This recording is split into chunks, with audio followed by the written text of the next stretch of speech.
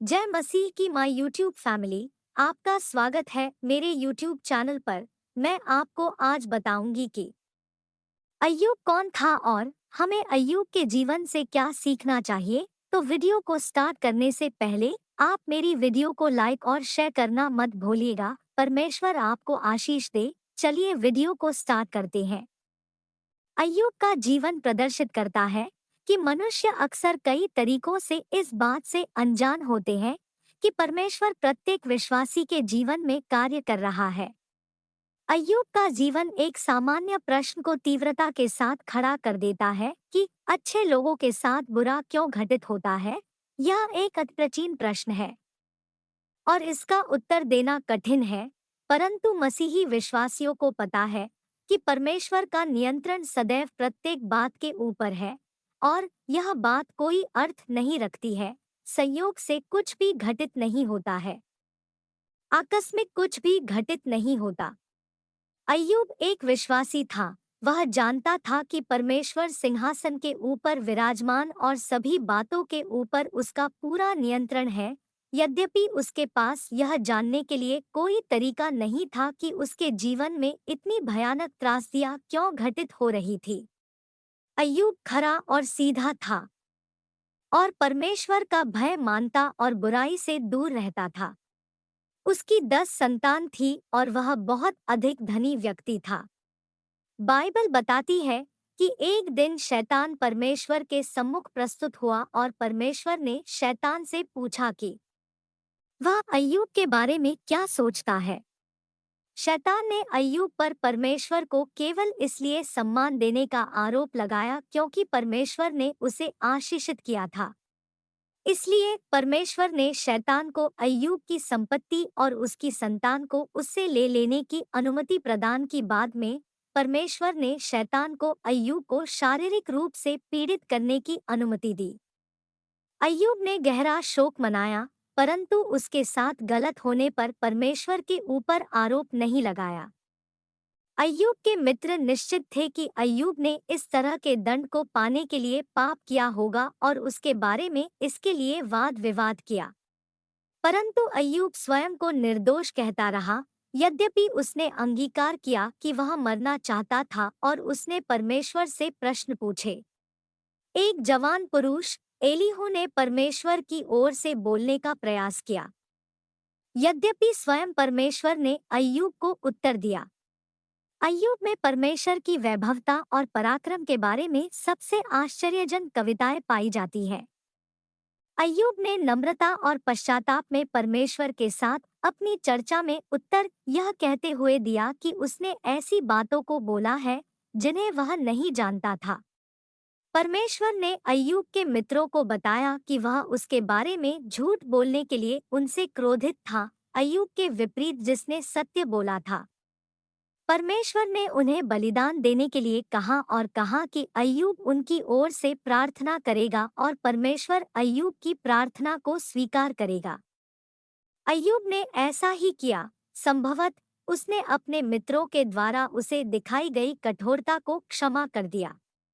परमेश्वर ने अय्यूब के सौभाग्य को दोगुनी आशीष से पुनर्स्थापित अर्थात बहाल किया और अय्यूब के बाद के दिनों में उसके पहले के दिनों से अधिक आशीष दी। अपने दुखों के पश्चात अय्यूब ने 140 वर्षों तक अपने जीवन को व्यतीत किया। अय्यूब ने कभी भी परमेश्वर के प्रति अपने विश्वास को नहीं खोया, यहाँ तक कि सबसे अधिक हृदयविदारक परिस्थितियों में भी, जिसने उसके मन के केंद्रीय भाग की जांच की। यह कल्पना करना कठिन है कि हम एक दिन में ही अपना सब कुछ अर्थात संपत्ति, धन और यहाँ तक कि अपनी संतान भी खो दें। बहुत से लोग अवसाद अर्थात तनाव में डूब जाते हैं और कदाचित इतने बड़े नुकसान के होने पर आत्महत्या भी कर लेते हैं।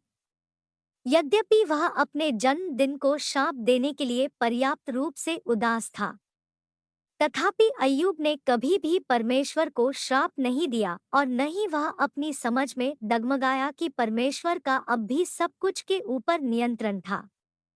दूसरी ओर अय्यूब के 3 मित्रों ने उसे सांत्वना देने की अपेक्षा बुरा परामर्श दिया और यहाँ तक कि उस पर पाप करने का भी आरोप लगाया, जिसके कारण परमेश्वर उसे दुख दे रहा था। अय्यूब परमेश्वर को अच्छी तरह जानता था कि वह इस तरह से काम नहीं करता है। वास्तव में उसका उसके साथ अत्यधिक घनिष्ठ रीति से व्यक्तिगत संबंध था, जिसके कारण वह यह कहने में सक्षम हुआ कि वह मुझे घात करेगा, मुझे कुछ आशा नहीं, तो भी मैं अपनी चाल चलन का पक्ष लूंगा। जब अय्यूब की पत्नी ने उसे परमेश्वर को श्राप देने और मर जाने का सुझाव दिया, तो अय्यूब ने उसे ऐसे उत्तर दिया, तू एक मूढ़ स्त्री की सी बातें करती है। क्या हम जो परमेश्वर के हाथ से सुख लेते हैं, दुख न ले? अय्यूब की दुर्दशा, उसकी संतान की मृत्यु और उसकी संपत्ति के नुकसान के कारण उसकी शारीरिक पीड़ा, साथ ही साथ उसके तथाकथित मित्रों के उत्तेजक भाषण ने उसके विश्वास को कभी भी डगमगाने नहीं दिया। वह जानता था कि उसका उद्धारक कौन था, वह जानता था कि वह एक जीवित उद्धारकर्ता था, और वह जानता था कि किसी दिन वह शारीरिक रूप से पृथ्वी के ऊपर खड़ा होगा। वह समझ गया कि मनुष्य के दिनों को निर्धारित गिनती किया गया है और उन्हें बदला नहीं जा सकता है। अय्यूब के आत्मिक चिंतन की गहराई पूरी पुस्तक में दिखाई देती है। याकूब अय्यूब को धैर्य को उदाहरण के रूप में संदर्भित करता है। हे भाइयों, जिन भविष्यद्वक्ताओं ने प्रभु के नाम से बातें की, उनको दुख उठाने और धीरज धरने का एक आदर्श समझो। देखो, हम धीरज धरने वालों को धन्य कहते हैं। तुमने अय्यूब के धीरज के विषय में तो सुना ही है, और प्रभु की ओर से जो उसका प्रतिफल हुआ उसे भी जान लिया है, जिससे प्रभु की अत्यंत करुणा और दया प्रकट होती है। अय्यूब की पुस्तक में कई वैज्ञानिक और ऐतिहासिक तथ्य भी पाए जाते हैं। यह आधुनिक विज्ञान के आगमन से बहुत पहले के समय घटित हुई है। इस पुस्तक में डायनासोर का उल्लेख नहीं है, उनके नामों का नहीं, परंतु निश्चित रूप से जलगज जैसे पशुओं का उल्लेख जो डायनासोर की तरह ही थे, जिनका मनुष्य के साथ रहने का वर्णन मिलता है।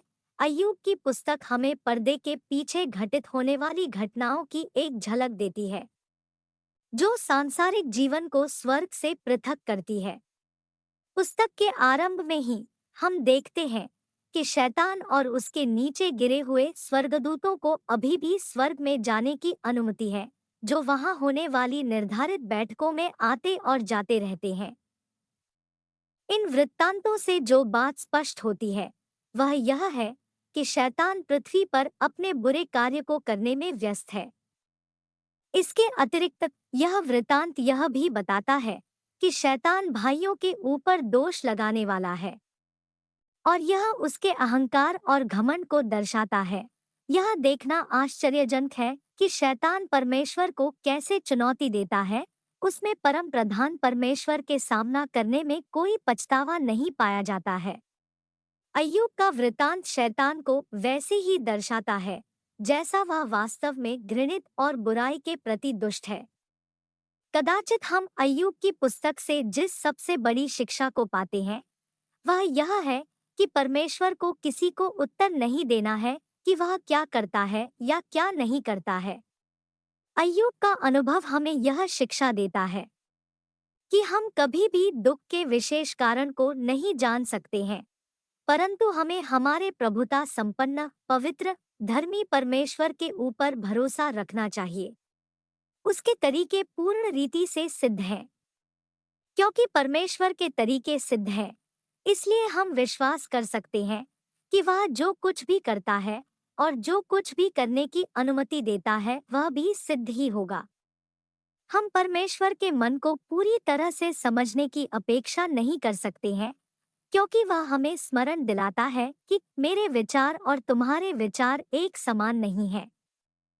न तुम्हारी गति और मेरी गति एक सी है, क्योंकि मेरी और तुम्हारी गति में और मेरे और तुम्हारे सोच विचारों में आकाश और पृथ्वी का अंतर है। परमेश्वर के प्रति हमारा दायित्व यह है कि हम उसकी आज्ञा का पालन करें, उस पर विश्वास करें और उसकी इच्छा के अधीन हो जाएं, चाहे हम इसे समझें या नहीं। जब हम ऐसा करते हैं, तब हम अपनी परीक्षाओं के मध्य में परमेश्वर को पाएंगे, संभवतः हमारे परीक्षाओं के कारण को भी समझ पाए। हम और अधिक स्पष्ट रूप से अपने परमेश्वर की महिमा को देखेंगे और अय्यूब के साथ कह उठेंगे, मैंने कानों से तेरा समाचार सुना था, परंतु अब मेरी आंखें तुझे देखती है। तो प्रियो, आपको मेरी वीडियो कैसी लगी कमेंट में जय मसीह की लिखना मत भूलिएगा। Thank you for watching my video. मैं आशा करती हूँ आपको मेरी वीडियो पसंद आई होगी। धन्यवाद।